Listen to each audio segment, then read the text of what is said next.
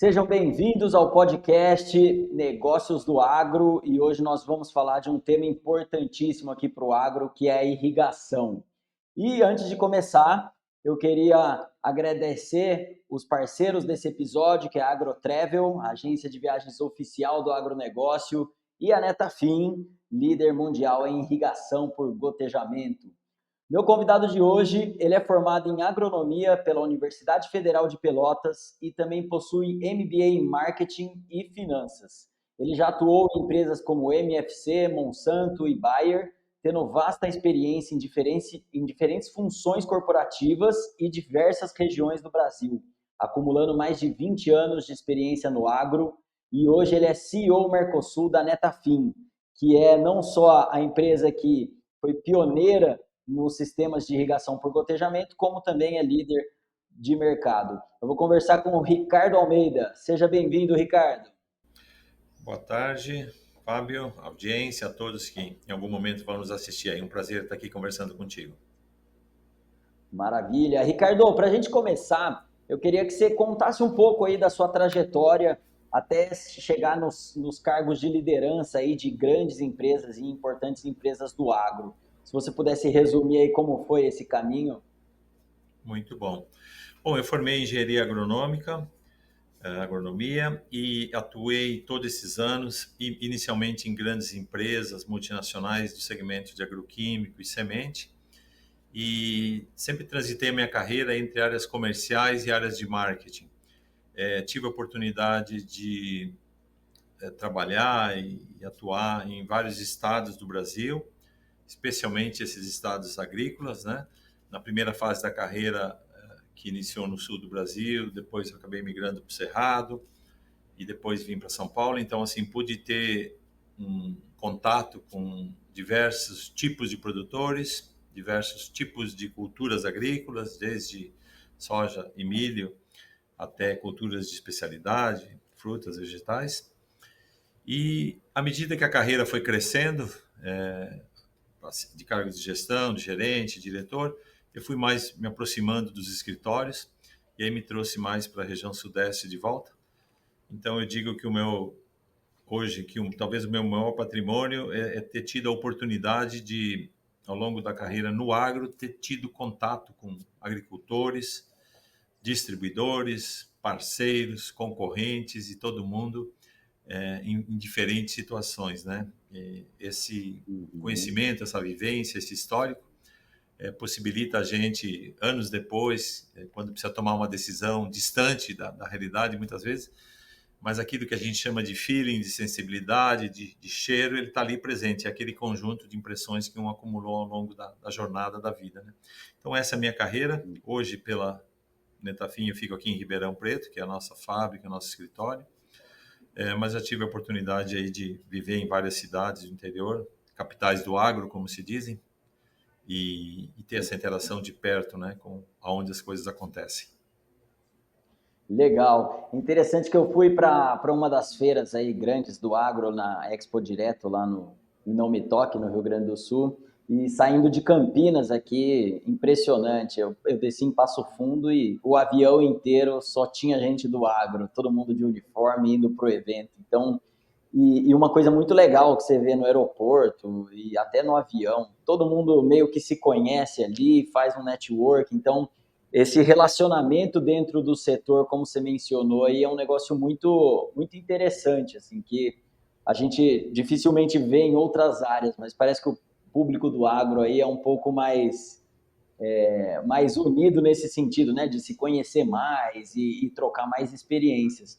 E aí acho que esse é um dos fatores também que ajuda muito a gente na carreira, né, a questão do networking. Sim, sim, o que você fala é uma verdade, as pessoas valorizam, dizem que o agro é um grande nicho, ele é grande porque ele ocupa uma geografia, mas ele é pequeno porque as pessoas que estão aí são as mesmas e ficam, permanecem, e por vezes até um segmento fechado à entrada de pessoas que não têm formação dentro do agro. Mas no outro lado tem isso, né? Fortes relacionamentos e conexões que duram para a vida, né? Então, normalmente a gente se acompanha, né? Vários profissionais e acaba suportando um ao outro e crescendo junto, né? Ao longo do tempo. bem isso que acontece. Uhum. Boa. E, Ricardo, nós tivemos já a oportunidade de ir algumas vezes a Israel e sempre visitamos a Netafim lá, que é uma empresa que surgiu em Israel. E esse é um destino que eu particularmente sou suspeito de falar, porque eu sou fã, gostei muito desde a primeira vez que fui para lá e quando conheci a história da Netafim. E o que a gente vê é que levando as pessoas para lá, dificilmente a gente consegue explicar com palavras a sensação que é estar ali em Hatzerim, onde surgiu, onde começou tudo no kibbutz. As pessoas que a gente leva para lá voltam maravilhadas.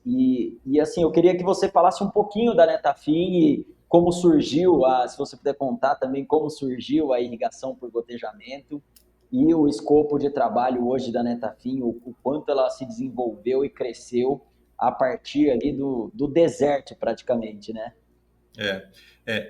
A Netafim surgiu há cerca de 60 anos, não porque existia uma corrente de ESG naquela época, mas porque existia a necessidade de dar vazão e produzir alimentos para aquele então recém-criado país. E numa condição super controversa de falta de chuvas, falta de água. E aí se desenvolve esse método de irrigação que a gente promove e desenvolve até hoje, e inicialmente em Israel, e passados aí 20, 25 anos, ele acaba sendo exportado para outros países do mundo. Nas Américas ele chega nos Estados Unidos com há cerca de 40 anos, e nos demais países da América Latina entre 25 e 35 anos. No caso do Brasil, faz 30 anos que aqui estamos, que chegamos, exatamente esse ano, de 2024. E aonde a empresa se estabelece, praticamente o desenvolvimento dessa nova fase da irrigação se mistura com a jornada da empresa, que é o caso do Brasil. Então aqui a gente se estabelece a partir de 94 e ajuda a desenvolver, junto com outras boas empresas que aí estão, a desenvolver todo esse mercado, né, comercial de irrigação, da qual chegamos até hoje. Bom, eu estou na empresa há cerca de 4 anos e para mim também foi uma grata surpresa, novidade, esse contato com o país de Israel e com as pessoas que moram nesse lugar e que fazem os negócios. Então, é um país que chama atenção, óbvio, pelo tema de irrigação, que é notícia sempre, e motivo de turismo e de visitas, pelo tema religioso, né, espiritual, que também atrai, e mais recentemente pelo tema de startups e tecnologia, né? Então, é interessante que ele junta o muito novo, que é as startups de tecnologia, o muito antigo, que são os milhares de anos aí de histórias, e algo intermediário, né, que é esse desenvolvimento aí de 5, 6 décadas de uma cultura de irrigação e de produzir nesse tipo de solo, né, do qual a gente tem muito a aprender e aqui, e todos os dias a gente tem, todos os meses, a gente tem muitos brasileiros indo para lá para conhecer, entender e ver com outra perspectiva, né? Uhum. Legal. E a irrigação por gotejamento, ela começou, vamos falar aqui do Brasil, né? Começou com culturas mais específicas, como cana, café, hortaliças, e a gente tem visto agora um movimento de crescimento também para a utilização em grãos, né? Na produção de grãos. Queria que você comentasse um pouco aí dessa nova cultura sendo explorada, a irrigação por gotejamento também. Exatamente. Nesses 30 anos, os sistemas de irrigação se desenvolveram lado a lado em geografias diferentes. Então, se você traçar um risco no mapa do Brasil, deixando a metade da direita da costa e a metade da esquerda, que pega mais área de cerrado e de grãos, na parte direita do mapa, a gente tem aí os cinturões de horticultura, a fruticultura, boa parte do café, uma parte importante da cana e toda a região nordeste, enfim. Aí se desenvolveu mais o gotejo e a microaspersão, enquanto ao lado os pivôs criaram uma identidade e se desenvolveram mais na área de soja e milho. Bom, nós estivemos aí por mais de 20 anos, seguimos e ainda encontramos excelentes oportunidades de desenvolver a irrigação em várias dessas geografias e em algumas culturas que já irrigam, mas que estão irrigando mais ainda, desafiando aí novas e novas áreas todos os anos. E, mais recentemente, há alguns anos, nós estamos posicionando o sistema de gotejamento junto com pivôs centrais ou isolado nessa geografia de soja e grão, pensando nesses cultivos e agregando valor aí. Então, hoje, eu posso dizer, sempre foi, né? Mas a irrigação é bastante democrática e a irrigação por gotejamento ainda mais. Ela se encaixa para diferentes produtores, diferentes culturas, né? Diferentes tipos de solo. Ela atende a mais variada gama de produtores aí dentro das geografias do Brasil.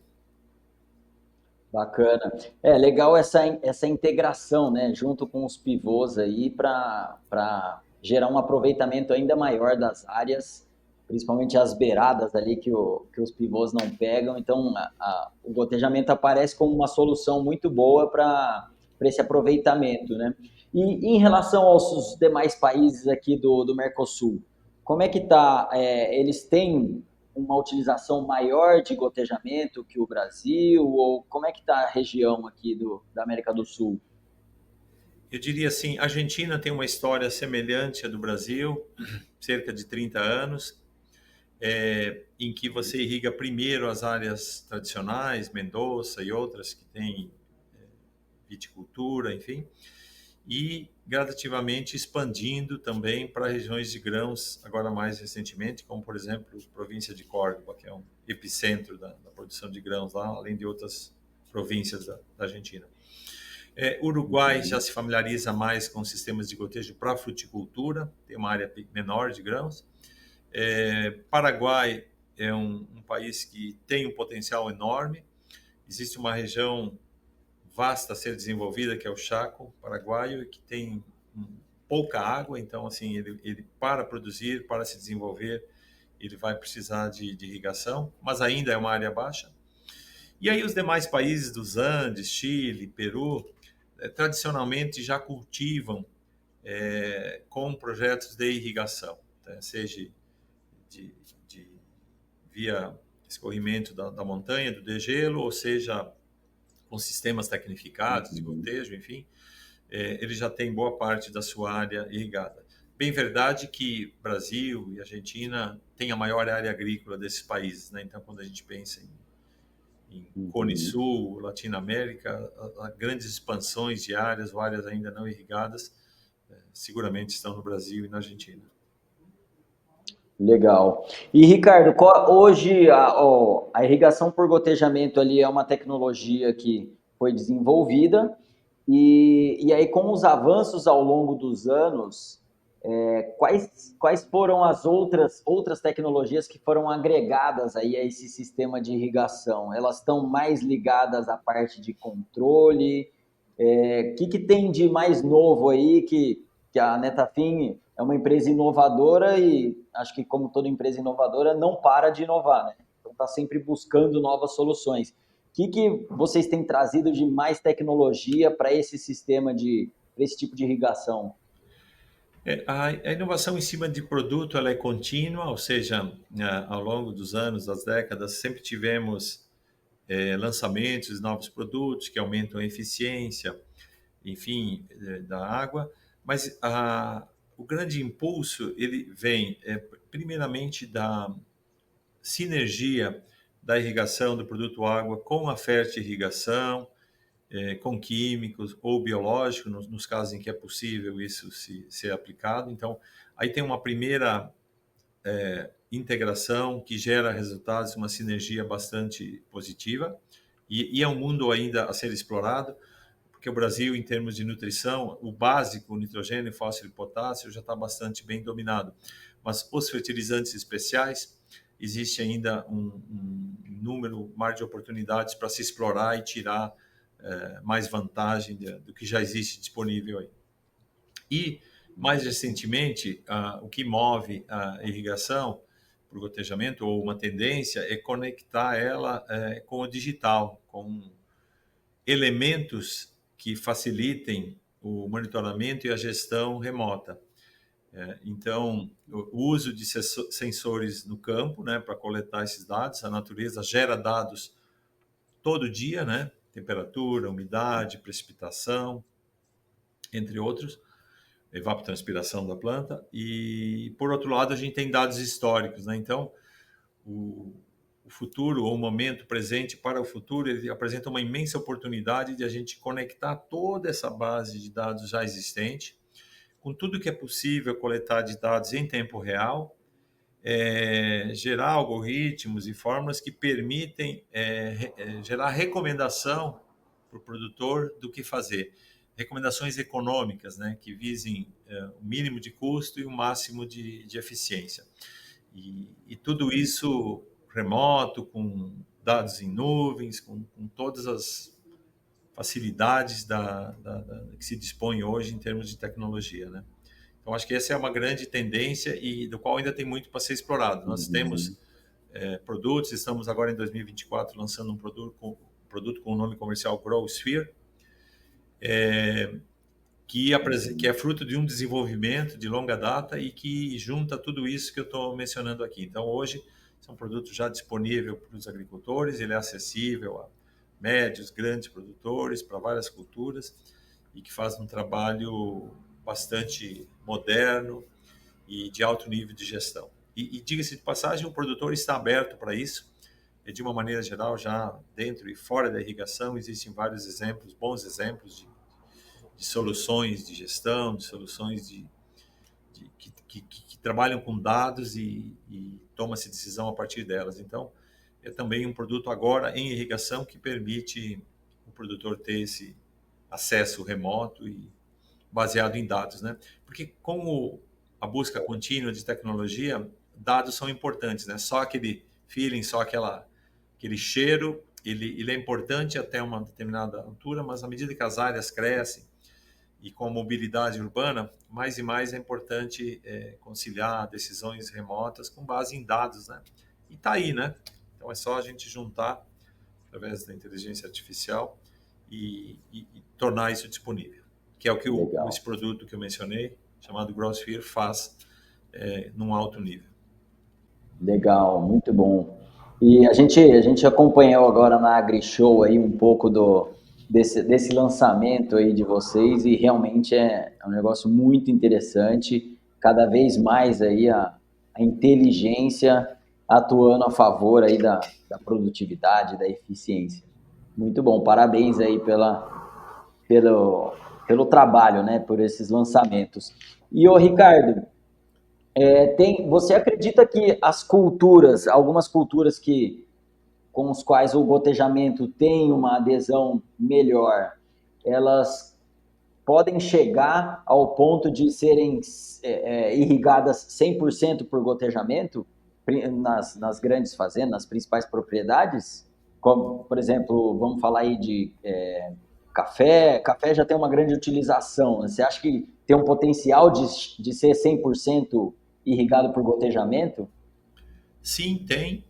E assim, é óbvio que nas regiões secas, como por exemplo o Juazeiro e Petrolina, entre Bahia e Pernambuco, você já tem praticamente a totalidade dos projetos de uva já nascem irrigados no projeto. Mas você cita o café há 20 anos, 25 anos, era questionado a eficiência de irrigação, se gerava ou não algum resultado. E gerou tanto resultado que ela foi crescendo ao longo dos anos. E ainda existe um espaço muito grande, cada vez mais, para crescer, e a gente percebe pelo índice de adesão e adoção dos produtores. Se a gente tomar o exemplo da laranja, aqui mais perto da geografia de São Paulo, ela saiu de não irrigada para um alto nível de irrigação nesses últimos 20 anos, mas não 100%, talvez máximo 40% da área total, mas hoje praticamente 100% dos novos pomares estabelecidos estão sendo feitos baseados em irrigação, ou seja, já se pensa a irrigação nos meses que antecedem ao projeto como uma parte dele. Pelo nível de investimento que tem numa área, pela longevidade que esse investimento vai ter retorno, e também porque está se plantando laranjas em áreas mais distantes, que tradicionalmente podem ter flutuação de precipitação de chuvas ao longo do ano.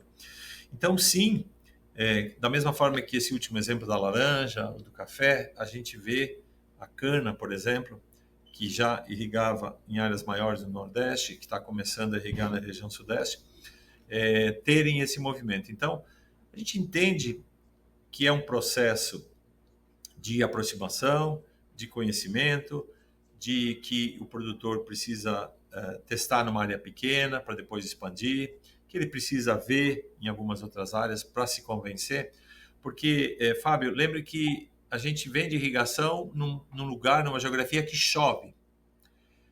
O ponto é que chove de uma maneira irregular, ou concentrada em alguns meses do ano, 7, 8 meses, e com a possibilidade de veranico no meio disso, né? Então, aquela primeira impressão de que temos chuva, temos 1.500 milímetros, quando um irriga e vê que existe resposta e que pode se desafiar um teto de produtividade para valores maiores, ela é verdadeira. E é isso que atrai e que move a irrigação, é o investimento com o retorno. E a irrigação tem retorno comercial para o produtor bastante atrativo. Óbvio que ele varia dependendo da cultura. No café pode ser 2 anos, na laranja pode ser 3, 4 anos, na soja pode ser 5 a 6 anos, na horticultura pode ser uma safra, mas ela tem um retorno bastante atraente, inclusive comparado a outros tipos de investimento, né? Então, por isso que agora na pandemia, nos últimos 3 anos, o Brasil teve uma das maiores áreas irrigadas de hectares de novos irrigantes, comparado com as décadas anteriores. Então, nós estamos realmente num patamar muito alto. Legal. E a gente olhando para frente, isso deve continuar. A gente deve ter um número ainda maior de hectares, na soma das diversas culturas, de novos irrigantes. Isso é uma boa notícia, por quê? Porque quando chega gente nova, depois de um tempo, você tem a expansão das áreas antigas. Então, seja pela expansão dos já irrigantes parciais, ou seja pela entrada de novos, ele é um movimento crescente e positivo. Tudo caminha numa mesma direção. Muito bem, legal. E Ricardo, a gente está vendo aí, a Netafim está comemorando seus 30 anos aqui no Brasil esse ano. E se eu fosse te perguntar aí quais são os fatores chaves que você acredita que uma empresa tem que manter aí para se posicionar bem no mercado e como manter um bom relacionamento aí com clientes, parceiros, etc. Que pontos aí que você destacaria como fundamentais? Bom, primeiro, ter uma visão de longo prazo. Então, a gente não está aqui pelo hoje. É óbvio que, como uma empresa comercial, a gente tem um interesse no resultado do ano, do momento.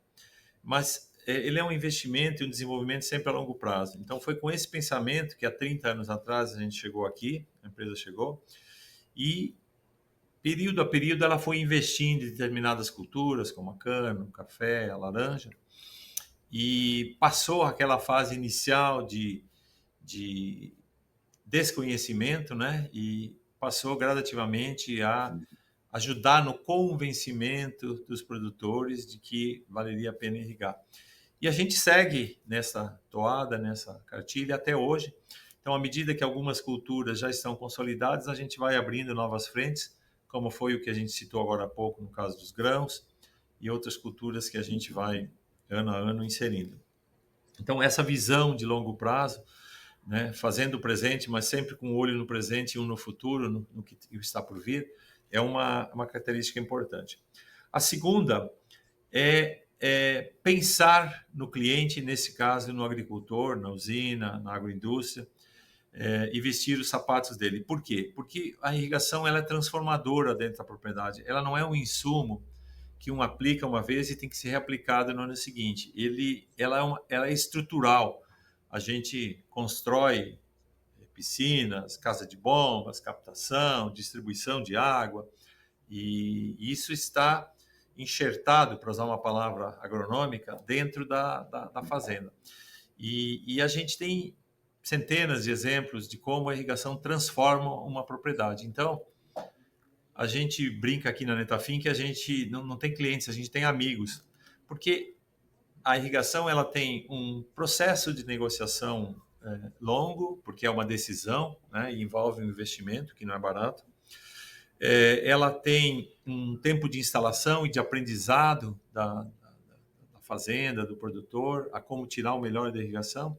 E depois você tem as expansões, né, ano a ano, de novas áreas dos agricultores. Então, à medida que ele começa a colher os frutos desse benefício da irrigação, que é estabilizar, não ter aquela preocupação com a falta de chuvas, poder potencializar, né, colher mais toneladas de cana, mais caixas de laranja, mais sacos de café, ou sacos de soja, ou, enfim, quilos de uva por hectare, ele passa a desafiar os limites. Então, é sem dúvida um produtor que se destaca entre os que são abertos à tecnologia. O irrigante é seguramente está nesse seleto grupo, e isso enche a gente de orgulho e de responsabilidade, uma vez que é uma jornada de longo prazo, né?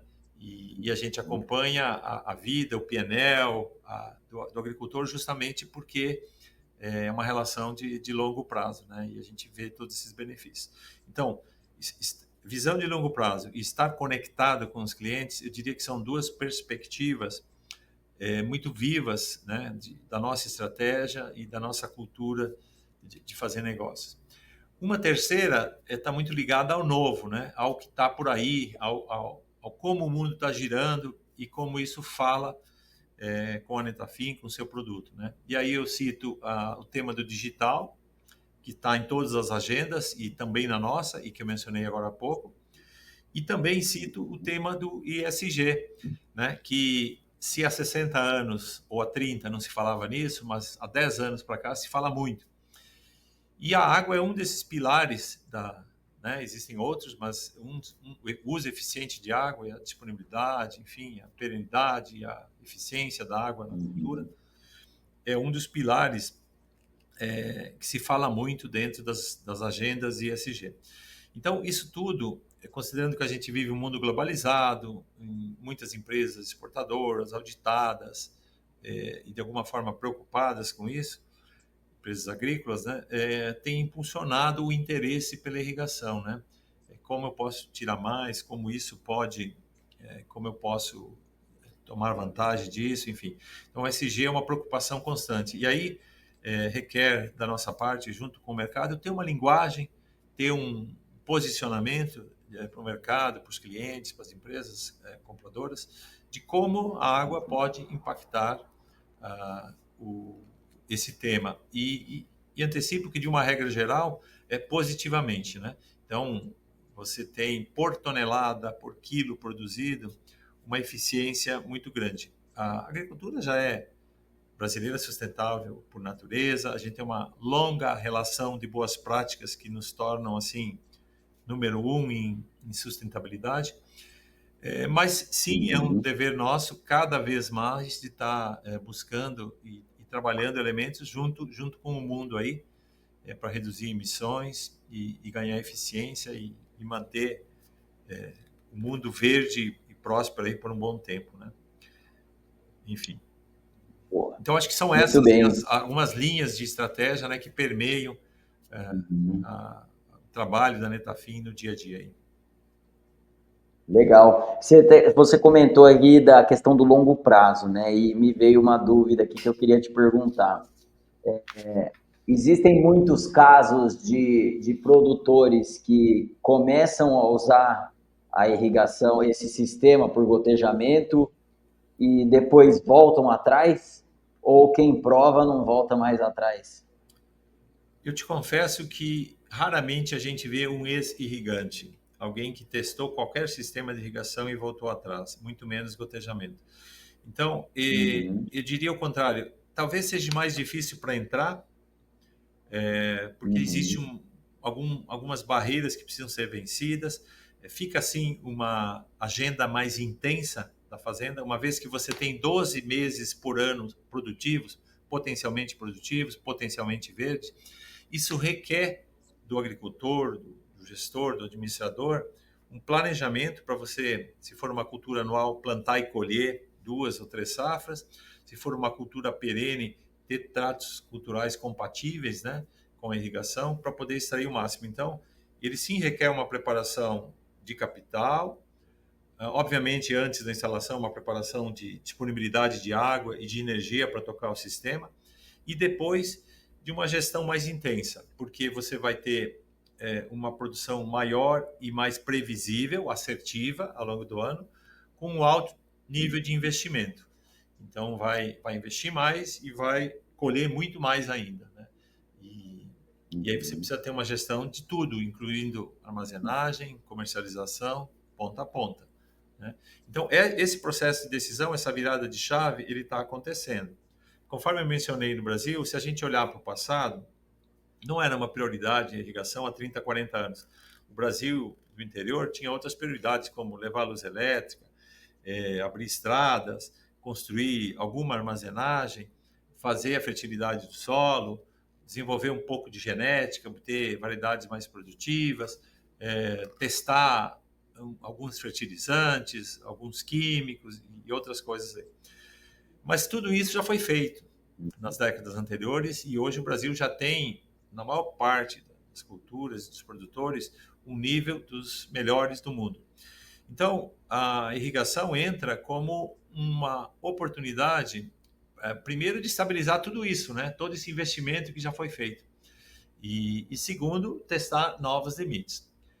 Paralelo a tudo isso, existe um tema importante no Brasil, que é o valor do ativo, o valor da terra, que em anos passados ele era muito inferior, muito mais baixo, e que ele está a níveis globais, né, comparativos, muito alto hoje. Então, vamos pegar um hectare de soja de cerrado, que a gente tem um comparativo fácil de 30 anos.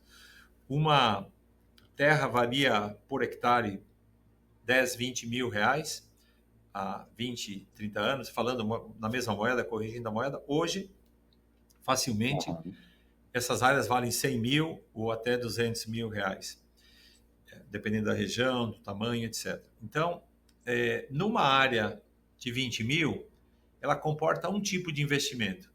Numa área que vale 200 mil, você tem outro tipo de investimento, né? Então, a irrigação ela tem sim a possibilidade de verticalizar mais e como se diz no jargão de marketing, né, ter uma nova fazenda debaixo dos seus pés. Dito isso, o Brasil ainda é um país que tem muita pastagem para ser convertida para a área agrícola, pastagem degradada. Significa que a gente vai ter dois Brasis convivendo lado a lado. Um Brasil da expansão, que ainda quer abrir 1 milhão de hectares por ano, que tem essa condição, essa possibilidade, e isso vai continuar acontecendo. E um Brasil que já tem uma terra de valor alto, um teto de produtividade, um fator de gerações em que você já tem um filho e um neto atuando e que tem interesse em tirar mais daquela área. Então, já tem essa segunda parte, já é um pedaço importante do Brasil e é esse grupo que prioritariamente adota a irrigação. À medida que isso é um gradiente, ele vai chegando no outro lado também. Então, por tudo isso, a gente entende que a irrigação tem um futuro bastante promissor aí para frente. Legal. Então a irrigação está conectada aí com um aumento de produtividade e aumento de eficiência. E quem normalmente buscam esses fatores são aqueles que já estão bem desenvolvidos, né? Querem atingir um próximo passo aí, uma nova barreira dentro da fazenda, das fazendas, enfim. Então é um estágio a mais aí, muito legal. E Ricardo, hoje você como CEO da Netafim, quais são os seus principais desafios nessa função, nesse cargo? O tempo passa, mas eu acho que os desafios eles seguem os mesmos, né?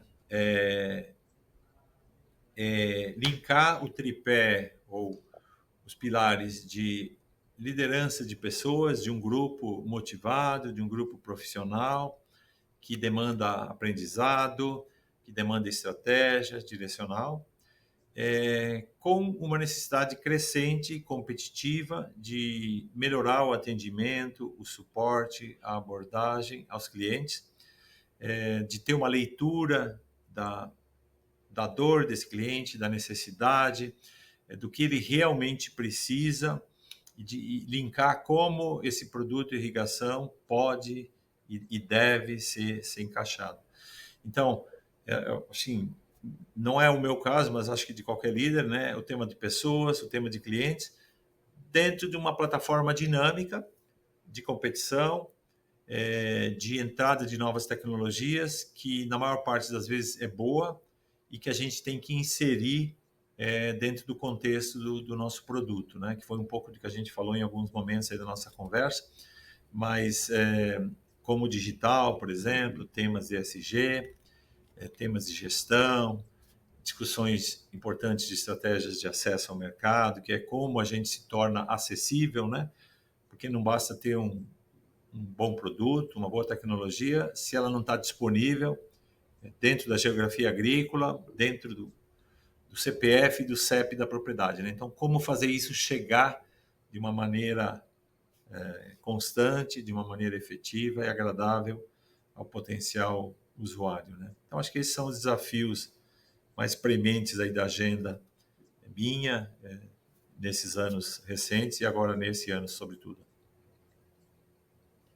Legal. E, Ricardo, para a gente já entrar aí no final do nosso bate-papo, eu queria que você compartilhasse com a gente aí um ou dois aprendizados que você teve ao longo da sua carreira e que te ajudaram aí a ter esse crescimento que você teve até chegar nos cargos executivos, né? Então, principalmente para quem está começando aí, o que você gostaria de saber antes e que te ajudaria ainda mais no desenvolvimento profissional que você poderia compartilhar com a gente? Eu ressaltaria dois temas. O primeiro e aí nós estamos falando de carreira, de gestão, se o interesse de um é crescer na carreira, é ser um coordenador, um gerente, um diretor geral e por aí vai, entender de pessoas, né? Então, fazer um esforço para ou estudando ou praticando psicologia, né? Isso pode ser feito de diferentes formas, mas o entendimento de como as pessoas funcionam, de trabalhar isso tudo, é sem dúvida algo muito importante para alavancar.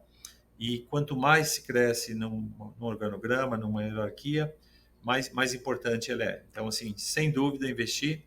Existem várias formas de se fazer isso.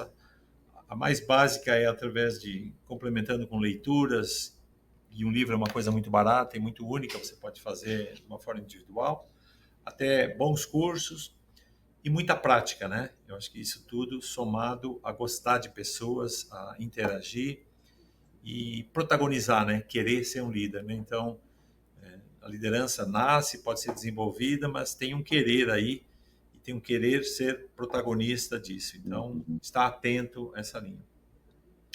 De um outro lado, se nós estivermos falando desse universo corporativo de empresas, eu diria que gostar de cliente é extremamente saudável.